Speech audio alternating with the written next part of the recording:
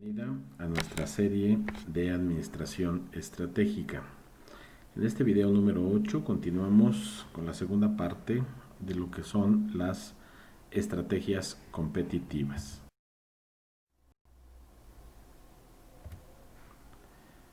Habíamos visualizado en el video anterior los diferentes tipos de estrategias agrupadas en estas 4 categorías de integración, intensivas, de diversificación y para el efecto de este trabajo y de la siguiente explicación, nos referimos en algunos elementos de este material de estrategias competitivas en el mundo de los negocios, cuya referencia o liga directamente está aquí enmarcada. Las estrategias competitivas, como ya lo hemos platicado, mejorarán la posición competitiva de una organización si son utilizadas de manera adecuada. A través de su aplicación, lo que buscan es alcanzar objetivos a largo plazo y recordemos que la formulación generalmente viene del consejo o los consejos directivos o ejecutivos o la alta gerencia y por lo mismo requieren obviamente de la asignación de. Veamos cada una de estas estrategias. Empecemos por las de integración. Bueno, aquí lo tenemos después intensiva, después diversificación y por último defensiva, como veíamos en el cuadro anterior, con algunas variantes en este caso, pero en esencia es el mismo. Las de integración hay 3 posibilidades, hacia adelante, hacia atrás u horizontal. Cuando hablamos de una integración hacia adelante, estamos hablando de tener la posición o el mayor control de los que están adelante de nuestra organización, que pueden ser quienes distribuyen o incluso quienes venden ya en detalle a el cliente final. Un ejemplo o un par de ejemplos es cuando una empresa que produce, que fabrica, adquiere a algunos de sus distribuidores o cuando abre sus propios puntos de venta y tiene todo el control o la mayor parte desde la salida de su producto hasta la llegada final. ¿Cuándo debemos de utilizar este tipo de estrategia? Cuando nuestros distribuidores, pensemos que nosotros somos los productores, nuestros distribuidores no son capaces de satisfacer las necesidades de distribución. Cuando el número de distribuidores es tan bajo, tan escaso, que si los adquiriéramos o los sumáramos a nuestra organización, podría representar una ventaja competitiva interesante. Cuando la empresa cuenta con recursos suficientes para distribuir sus propios productos y por lo tanto no requiere de estos distribuidores.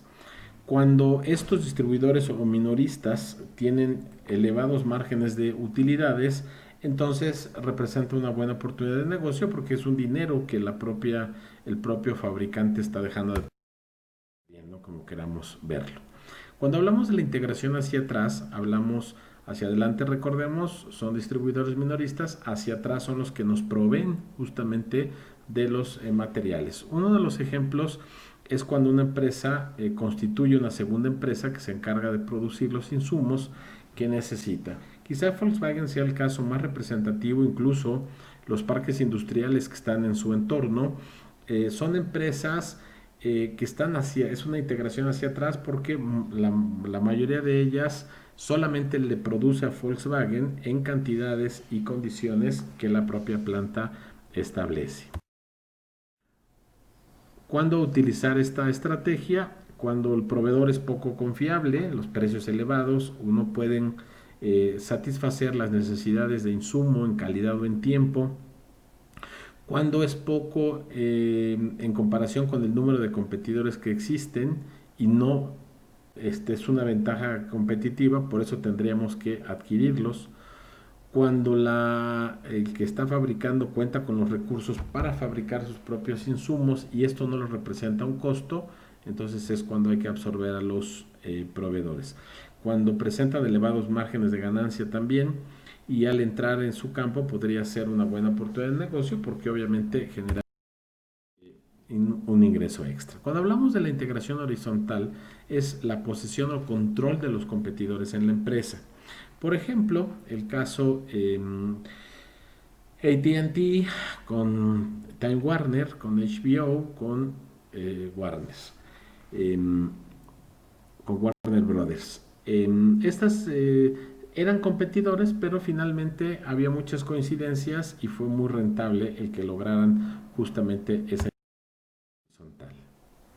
¿Cuándo es recomendable utilizar esta estrategia? Cuando la fusión con una empresa podría significar un aumento de las economías de escala de cada uno de los productos que marginalmente van generando un nuevo recurso.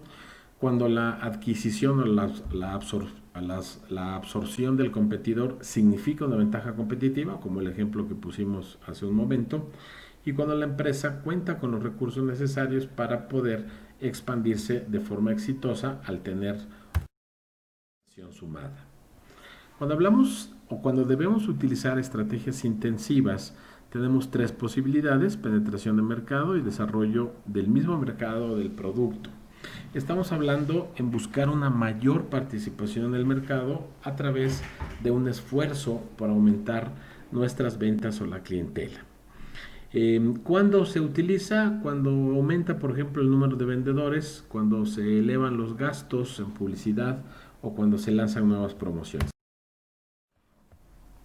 Cuando las condiciones del mercado son favorables, hay que utilizar este tipo de estrategia.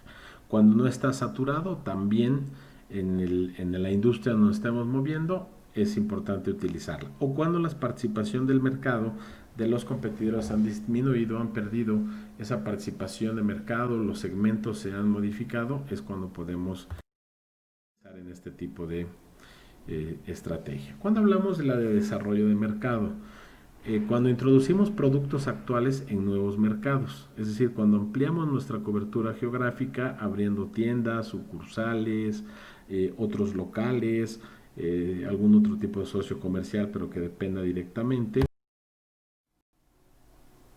Cuando los mercados son atractivos y no están explotados al 100%, es momento de establecer esta estrategia.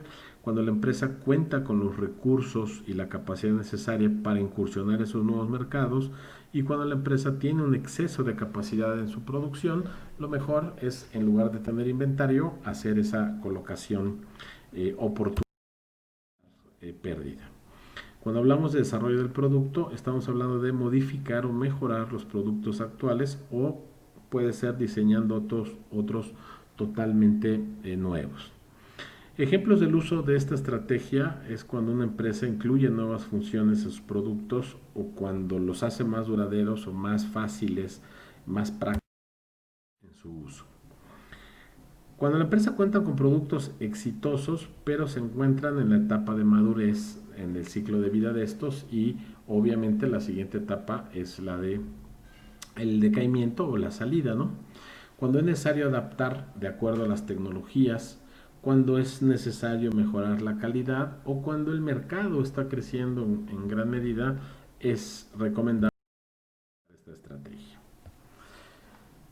Las estrategias de diversificación, encontramos en este caso dos posibilidades. Algunos otros autores marcan algunas otras. Aquí hablamos de la concéntrica y la conglomerada.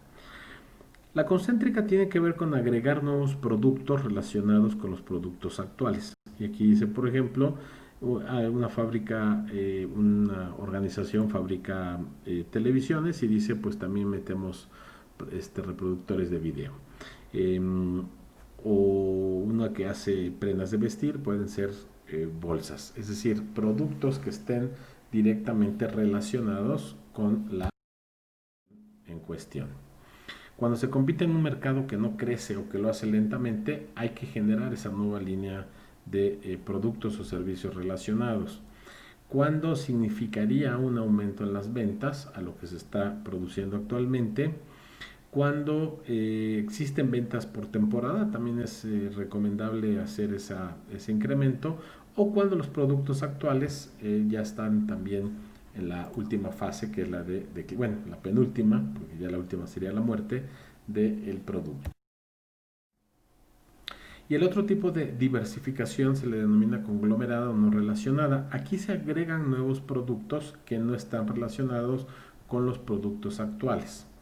Una empresa comercializa electrodomésticos, por ejemplo, puede comercializar juguetes o joyas. Y quizá un ejemplo muy representativo es General Electric. A General Electric lo ubican mucho por sus electrodomésticos, los refrigeradores, pero también se encarga de hacer, por ejemplo, equipos de imagenología, trabaja temas de generación de electricidad, trabaja aspectos de hidrocarburos, hace bobinas o motores para los aviones y tiene una gama muy amplia de productos no relacionados entre sí. Cuando la empresa compite en un mercado que no crece o en declive, hay que irse a esta estrategia. Cuando hay demasiada competencia también, cuando se cuentan con canales de distribución para poder distribuir también productos no relacionados, es buen momento de implementarlo. Cuando existe la oportunidad de adquirir un negocio no relacionado, pero igualmente puede resultar atractivo, como Grupo Carso. Y por último, tenemos las estrategias defensivas, que hay tres posibilidades: encogimiento, desinversión y liquidación. ¿A qué se refiere la primera? Reagruparse mediante la reducción de costos o activos. Cuando una empresa vende uno de sus edificios, por ejemplo, eh, cuando o de vehículos, o cuando elimina una línea de productos o un producto en particular, cuando cierra sucursales, cuando hay recorte de personal, eso es encogerse. O cuando es recomendable utilizarlo, cuando sus ventas han bajado o sus utilidades se han visto mermadas, es oportuno llevar a cabo esta estrategia. Cuando el desempeño no ha sido el adecuado, hay que tomar estas medidas. Cuando quiere fortalecer su principal competencia distintiva o ventaja, hay que hacerlo. Cuando la empresa ha crecido de manera muy rápida y está desorganizada, es buen momento de implementar.